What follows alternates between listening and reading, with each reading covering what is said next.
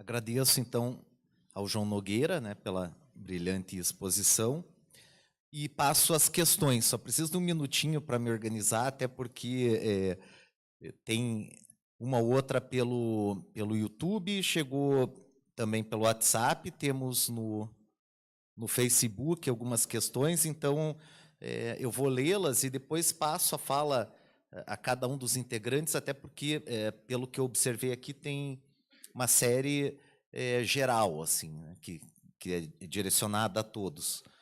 Mas desculpem a confusão toda, porque a coordenação do evento pediu, poste em redes sociais para alguém como eu, que comprou celular não faz nem 5 anos, porque o próprio professor Fernando Mesada, organizador, chegou uma situação que ele me falou, eu vou comprar um celular novo, vou te dar o velho. Eu falei, não é que eu não queira comprar um celular, eu não quero ter um celular. E daí passou lá alguns anos, minha esposa chegou e falou, agora que a gente tem filho, você vai comprar um celular. Deu 20 minutos, eu estava com o celular na mão, né? Mas ainda me bato com essas tecnologias. Então, vamos às questões. Tá? A primeira delas, que chegou pelo Facebook, né, e aí, digamos assim, eu acho que essa é mais pontual, poderia ser direcionada ao professor Ivan Maziero, seria a seguinte, né, como a parte técnica e do conhecimento do handebol fica com a recente situação policial com a Confederação. Daí veio assinado como ex-treinador da seleção de handebol do Maranhão, tímido. Aí temos algumas que chegaram agora, né, uma direcionada ao pessoal do rugby, né, o Fernando Portugal, o João Nogueira. Quais são as metas para o rugby ser praticado em todos os estados, né, e a formação de uma liga? E como foi a aceitação do Comitê Olímpico com a chegada da Confederação Brasileira de Rugby, já que é uma modalidade nova? Para o Hugo, né, na sua opinião, como seria a sustentabilidade nas entidades? Né? E até complemento, você listou que temos, apontou, né, um problema sério na gestão esportiva, né, e estaríamos atrasados em relação a outros países, e qual seria a saída, né, nesse caso? Para todos. Né? Vocês, né, nas falas, relatam investimentos em estruturas esportivas e nos atletas de alto rendimento. Considerando que o sucesso de sistemas esportivos é multifatorial, quais investimentos têm sido feitos na transição de carreiras de atletas e na formação de treinadores? Esse é do Michel. A pergunta sobre a sustentabilidade é do Hugo. Aí para o Fernando, João Nogueira, né, falar um pouco mais sobre, se vocês poderiam falar um pouco mais sobre o rugby feminino. As meninas sofrem mais por praticarem um esporte reconhecido como masculino, o que explica os melhores resultados das mulheres em relação aos homens, tendo em geral menor apoio? Né, essa é a pergunta do Fernando Stari Pravo. E aí, só passando para os finalmente aqui, veio as que chegaram, né, pelo nosso canal do YouTube, o pessoal repassou pelo WhatsApp.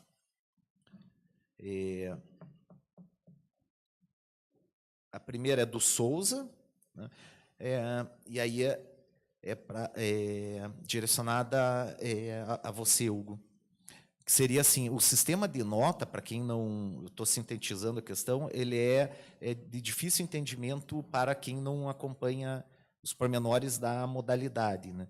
Então, se poderia falar um pouco a respeito, se tem alguma dica de como entender com mais facilidade, né? E daí eu complemento, será que isso não impede um pouco a popularidade da própria modalidade? Mas a pergunta veio do Souza. Outra, né, da Tatiana Freire, pensando que a atuação dos treinadores e seu conhecimento sobre a modalidade, sobre a gestão do treino e competição em alto rendimento são fundamentais para a formação dos atletas com qualidade, como a gestão das modalidades de vocês tem estruturado a formação de treinadores? E a última, direcionada a dupla do rugby, do Luiz Canedo, de Curitiba. Já que clubes grandes como Sojipa e Pinheiros não têm a modalidade rugby, como se estruturam os clubes aqui no Brasil? Como se mantém? E quais são os principais?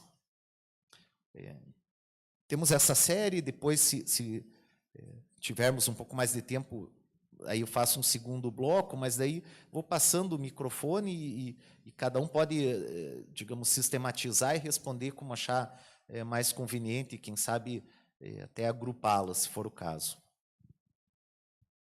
Beleza, vamos lá. Começando com primeiro, a mais fácil, sobre as notas de saúde mentais, um pouco do entendimento. Realmente é um pouco complicado o sistema de notas. Acho que cada esporte tem uma regra diferente, específica, que às vezes o brasileiro praticamente só entende futebol, é basicamente isso, né? Então, acho que quanto mais cultura esportiva a gente tiver nas outras modalidades, a gente vai conseguir entender um pouco melhor dos esportes, né, dos esportes menores. No caso da arbitragem de saltos mentais, cada salto, de acordo com a dificuldade do salto, número de voltas e número de direção que ele roda e número de parafusos que ele roda, tem um grau de dificuldade.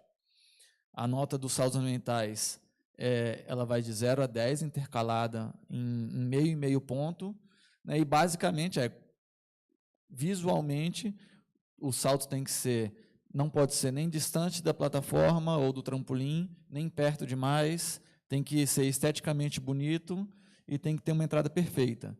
Então, né, eu acho que com esses 3 quesitos, assim, até mesmo um leigo assim, pode ir arriscando, dando nota nas competições, e eu tenho certeza que em muitos casos as notas vão estar bem parecidas, assim, né? Acho que é mais algumas particularidades que os juízes têm que saber que nesses casos assim o leigo vai errar. Quanto à formação de atletas que você falou, hoje a Confederação Brasileira não tem feito nenhum trabalho de formação de novos treinadores. Nosso projeto lá, em parceria com o Ministério do Esporte, ele contempla cursos de formação de novos treinadores e formação de novos árbitros na modalidade. Hoje é a única formação que vem acontecendo, e, fora isso, dentro dos clubes que têm a modalidade, eles abrem, né, espaço assim, para novos treinadores, mas isso é uma coisa muito tímida, é uma coisa muito... não diria que é um projeto de formação de novos treinadores, é uma oportunidade que vai chegando, o cara não está rendendo, terminou a educação física, o curso de educação física, e ele acaba entrando para ser técnico de saúde mentais.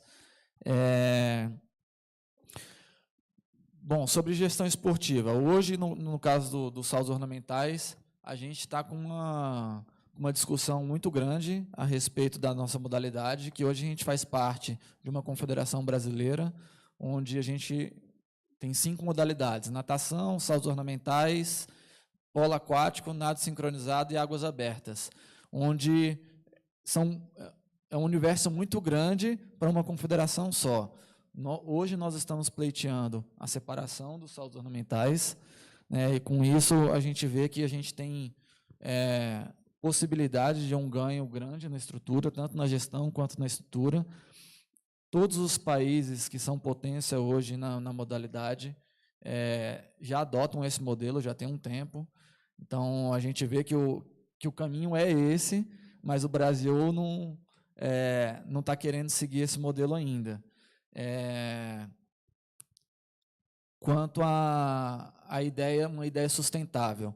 Hoje, a nossa ideia para a Federação Brasileira de Saltos Ornamentais assim que a gente conseguir nossa autonomia, né, a gente vai ter direito a recurso de lei PIVA, né, acho que como foi o caso do rugby, que entrou para o rol das confederações brasileiras, junto ao Comitê Olímpico.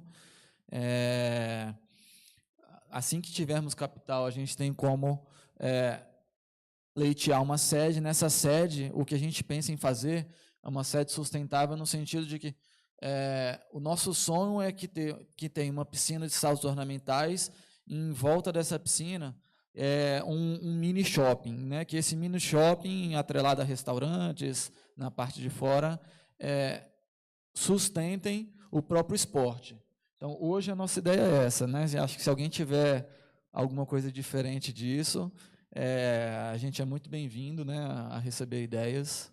E, né, o que a gente mais quer é que, principalmente os saltos ornamentais, no meu caso, mas que o esporte brasileiro se desenvolva.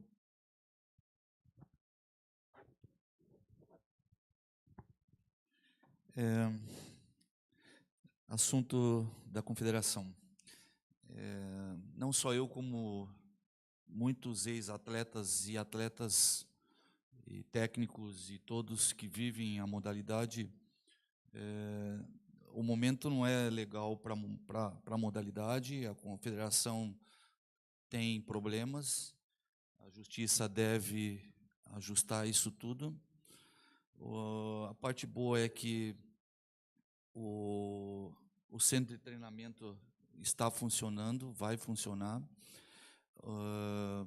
Tem um projeto que ele não vai parar, independente do que está acontecendo com a confederação. Os acampamentos eles vão continuar. Então, eu não vejo essa retirada de atletas, e sim, eu acho que agora a gente vai viver um novo momento, porque ex-atletas de handebol que têm alguma formação provavelmente vão buscar alternativa para fazer com que a confederação seja mais clara, trabalhe de uma forma mais clara, que até então outras confederações também tiveram problemas. E vejo, eu me coloco nos dois lados, como ex-atleta e como técnico agora da confederação. Até esse é mais um motivo de eu ter voltado, porque se eu estou vendo o problema acontecer, eu acho que todos os outros vão vir também ajudar, e a modalidade não vai parar, e há uma corrente grande de todos os atletas, alguns até pedindo a retirada do presidente, outros ainda numa ideia de ver o que está acontecendo e depois tomar uma decisão, mas isso aí não é eu que vou decidir, não é nenhum de nós, e sim a lei que vai ter que cobrar a retirada dele. Eu sei que tem muito tempo que ele está presente na confederação, fez coisa boa? Fez. Se fez coisas erradas, a justiça vai pegar o caminho. O mais importante é ver que os atletas estão se unindo, os treinadores e os amantes da modalidade também estão querendo fazer essa fase passar, porque é muita gente envolvida com relação às crianças que a gente está iniciando na modalidade, os atletas que estão fora do Brasil, que querem ver a modalidade num outro patamar. E eu vejo de uma maneira positiva isso tudo que está acontecendo, porque daqui para frente deve vir uma nova geração de gestores, que eu acho que talvez seja o caminho de ter gente especializada para comandar isso. Até alguém falou: Maca, por que você não vai de presidente? Eu disse: eu não posso fazer isso, eu não sei metade de tudo aquilo que está acontecendo, mas eu saberia ter as pessoas certas do meu lado para fazer a coisa andar. Não estou me candidatando, mas eu sei de muitos ex-atletas que gostariam de estar à frente e gostariam de estar ajudando. O centro de treinamento, eu vi algumas falas ontem e hoje com relação a como mantê-los. O nosso ele está lá ainda com algumas dificuldades, mas que estão sendo solucionadas. Deve, nos próximos anos, a gente ter a nossa escola de treinadores, então já é uma coisa que é lá, que está sendo planejada. Tem uma pessoa responsável diretamente dentro do centro de treinamento que cuida disso, que está buscando caminhos para o centro de treinamento viver sozinho, sem tanto suporte de outras áreas. Referente a essa gestão, né? É lógico que vai precisar sempre o suporte, mas há umas negociações de até ter uma escola hoteleira dentro do centro de treinamento, uma escola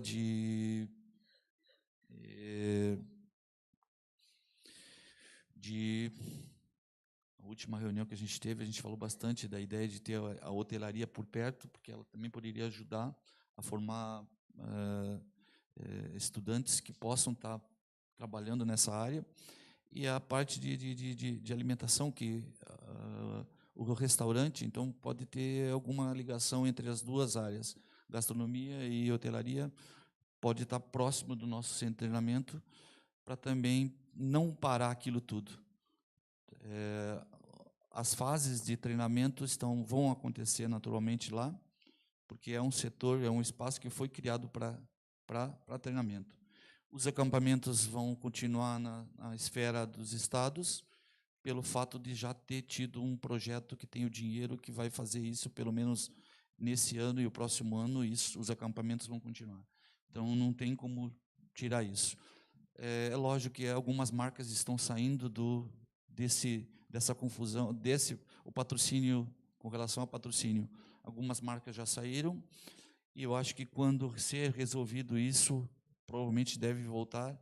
Então, a gente espera que isso se resolva logo, e que a gente tome um novo caminho, e que a gente possa, lá na frente, ter a continuidade disso tudo. Eu digo que não afeta, lá embaixo, afeta toda a base, afeta toda essa situação, mas, ao mesmo tempo, as federações vão ser de uma forma mais organizada com relação a isso, porque os clubes estão pedindo isso, tá? Os atletas estão pedindo, então isso vai acontecer de uma maneira natural daqui para frente, quando se resolver essa situação da confederação.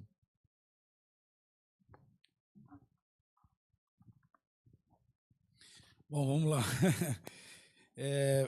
A pergunta, vou juntar duas perguntas aqui que fala um pouco sobre as metas da confederação de expandir o rugby para outros estados, né, para o Brasil, e depois a estrutura dos clubes, né?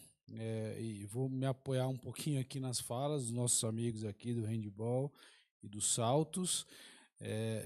Anotei aqui que me impressiona, na verdade, são dificuldades que a gente tem no rugby, o número de praticantes, né? Então, no handball, falar dos números ali de meninos que vocês estão detectando, 2.700 meninos ali na categoria de base e tal. E depois na estrutura dos saltos, né? Que o Hugo falou ali das 57 piscinas só no estado de São Paulo. São, por exemplo, os números que a gente tem dificuldade no rugby. Depois, a gente tem as dimensões do Brasil, que dificulta qualquer tipo de expansão, né? Tudo muito grande, é muito difícil. Aí a gente tem a tradição da modalidade, que a gente, né, nem todo mundo conhece. A gente não tem na grade curricular das universidades, por exemplo, de educação física, o rugby, pelo menos com grade obrigatória. A gente não tem nas escolas, então a divulgação do rugby é toda dificultada por aí. Num primeiro momento, quando a gente começou com a história toda, era a massificação, a gente falava sobre a massificação, então tentar impactar o maior número de pessoas possível, que pelo menos tivessem contato com uma bola oval, que ouvissem falar do rugby, né? A gente partiu do anonimato completo. Então, o primeiro momento foi isso. E depois a gente começou a ver que isso não refletia necessariamente no número de atletas que iam para os clubes que já existiam. Então, a gente começou a tentar linkar isso com os clubes. E daí a gente vai atrás dos clubes. Aí fala qual a estrutura que o clube tem hoje no Brasil. Como a gente viu ali na história do rugby francês, na estrutura do esporte francês, são associações de pessoas que usam o espaço público. Basicamente isso. A gente não tem clube de rugby, ou se tem, dá para contar em um dedo nos dedos de uma mão, os clubes que têm uma estrutura física para receber os meninos. Então, são associações. A grande maioria treina em praça pública, né? Meu clube, hoje ainda, o São José Rugby, que é uma das referências do rugby nacional, treina numa praça em São José dos Campos, né? Uma praça pública que não tem vestiário, não tem estrutura nenhuma, a iluminação é ruim pra caramba. Então, no final das contas, a gente vai batendo nas barreiras. O que a gente vê como necessidade urgente a capacitação das pessoas. Então, se a gente não tem na universidade, não tem nas escolas, não tem pessoas capacitadas a ensinar rugby. A gente precisa sempre ficar buscando conhecimento técnico estrangeiro, que isso custa dinheiro também ao esporte nacional, ao rugby nacional. Então, a gente passa por um momento de capacitar as pessoas. E depois, por hora, a gente vai onde tem, né? Então, quais são os clubes que têm alguma estrutura, quais são os clubes que têm meninos, e aí a gente vai lá investir, né? Nesse processo todo, né, essa é uma discussão que eu tenho com os clubes, né? Nesse processo todo de estruturação da confederação, exposição da marca, investimento, as pessoas que faziam rugby antes disso parece que deixaram de fazer um pouquinho, porque eu fazia de graça, eu era voluntário, hoje tem gente que ganha, então parece que toda a responsabilidade do rugby nacional passou nas costas da confederação, que não consegue abraçar tudo, né? A confederação meio que se direcionou aí ao alto rendimento, a organizar as principais competições, a seleção brasileira, os campeonatos internacionais. E aí os clubes, as pessoas que faziam rugby meio que tiraram um pouco da responsabilidade. Isso acontece muito, né?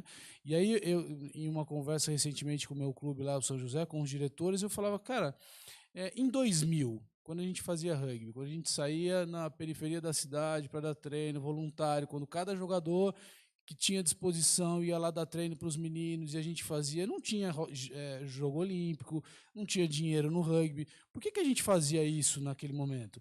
E por que naquele momento a gente conseguiu ter uma categoria de base volumosa, montar um clube que saiu do nada para depois ser campeão brasileiro durante o maior campeão brasileiro das últimas décadas? Por que a gente fazia rugby naquele momento? Então, acho que as pessoas se acomodaram um pouquinho. Então, tem uma meta da confederação de expansão que tem um braço curto para alcançar num país tão grande e com tantos problemas de estrutura e de pessoa capacitada.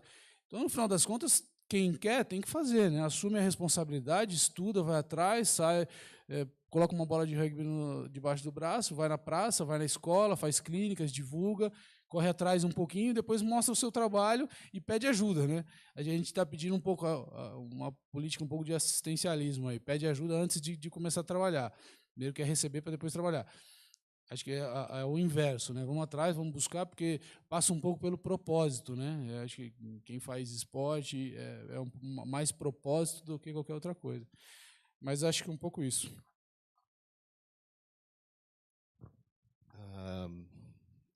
Eu vou tentar responder as outras duas perguntas que foram dirigidas para nós, a aceitação do COB e o rugby feminino. O rugby foi um esporte que nasceu dentro das escolas, dentro dos colégios, no século XIX. E ele tem alguns valores primordiais que a gente tenta transmitir para os atletas o tempo inteiro. Entre eles está a paixão, o respeito, a integridade, a disciplina e a solidariedade. Então, complementando aqui a fala do Fernando, a maioria das associações faz muito trabalho e faz com que esses clubes vão para frente. Mas a paixão é o que move o rugby. E em termos de mundiais, a maioria dos países que têm uma relevância no esporte são anglo-saxônicos.